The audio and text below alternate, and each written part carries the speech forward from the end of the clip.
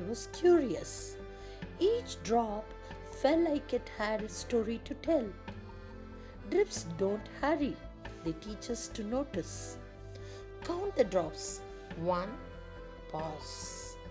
3, pause. 5, pause. 7.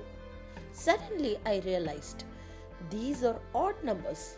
The tap was not just leaking water, it was leaking patterns.